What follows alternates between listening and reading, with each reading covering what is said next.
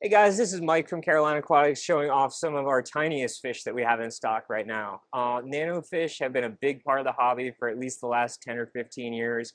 Nano aquariums, of course, taking off in popularity, and a lot of stores and much of the hobby, Nano is really the biggest trending item right now. So we've really made an effort over the last couple months to be able to offer a huge selection of Nano fish that are healthy, well acclimated, and well started. We worked with our suppliers very carefully over months and really years to get the pack quantities right and the health and conditioning of the fish right so that they get here, they hold up great, and they do well in your store. So I wanted to show off some of these, the real highlights of what number one customers are looking for. Maybe even if you're not stocking them currently, it's something to be looking into. And number two is just some really excellent looking fish that I'm real happy with the quality and selection. The first one, of course, is the neon green Kubotai rasbora. These guys are beautiful, vivid green fish under any kind of decent aquarium light will really glow. It's been a sought after fish forever.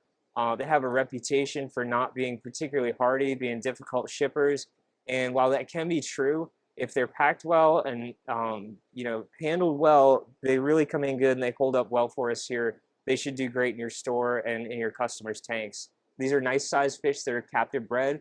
They're not wild, so they're a little bit more adaptable for water conditions and water parameters. And this is something that isn't just for tiny aquariums. A group of like 40 or 50 of these guys would look incredible in a bigger aquarium as well. They're really great for planted or heavily aquascape tanks. Another super popular and really sought after nano fish for the aquarium is the Chile or Brigite rasbora. These guys come to us from the wild. They come from Borneo, and they inhabit really like acidic, warm blackwater swamps, very little water movement. And they have a reputation for being a little bit difficult in aquariums because they're very sensitive to bacterial levels. So in the wild where they're from, the pH might be down 4.0 or less. And at that pH, very little in the way of bacteria can live.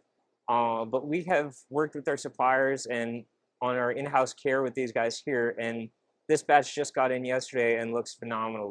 We've got a really good acclimation system and care system where we keep these guys in good shape. We don't even really need to treat them with anything in most cases, and they do well shipping and get into our customers safely. So I'm real happy to have these pretty regularly in stock. These are the correct Chile rasbora. That's another thing that this fish has often been misidentified in the trade, and a lot of shippers will send maculatus or other dwarf rasboras that aren't quite as colorful. These guys are really sought after because in an aquarium that's full with cover and plants and they're healthy and happy in with nice lighting, these guys are vivid red with a black, almost bluish iridescent stripe going through them.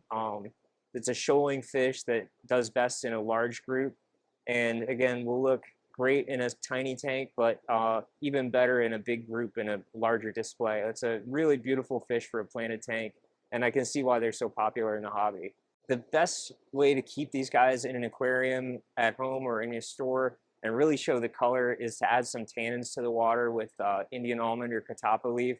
We don't do that here because we're so frequently changing out the water on these guys, but if you really want to get that red color to pop, keep them warm, 80, 82, and give them that tannic acid, that dark colored tannins that will help replicate their natural environment, and really it pops that color. It makes them look incredible. Another must-have species if you're catering to the nano aquarium market, this fish really caused quite a splash when it made the scene, like when it came out of the wild originally. These guys, the celestial pearl danio, galaxy rasbora, they have a bunch of different names, CPD sometimes in the trade, but originally from Myanmar, these guys are widely bred in captivity now, and they're just a beautiful fish that stays very small, brilliant red spots, red fins in the adult males. They don't, as fresh imports, they don't really show their full colors right now, but in a planted aquarium where they're settled in and happy, this fish really glows. You can see why they're so popular in the hobby. We've got these guys pretty regularly from one of our suppliers overseas who farms them in-house and does a really great job producing them. So they come in consistently at a good size where you can actually start to see some color. They're not tiny fry that doesn't look like anything, which is often the case with these guys. The Galaxy rasbora is another great schooling fish that does well in a large group. And while they'll do fine in tanks of like 6 to 10 gallons, they really look their best in a maybe 20, 30 gallon tank with a large group. They're not particular about water parameters being captive bred. They're very hardy.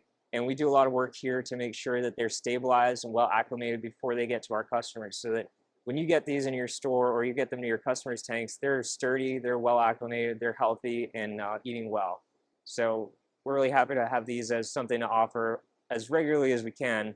We do sometimes run out between shipments, but it's something I try to keep in stock as much as possible.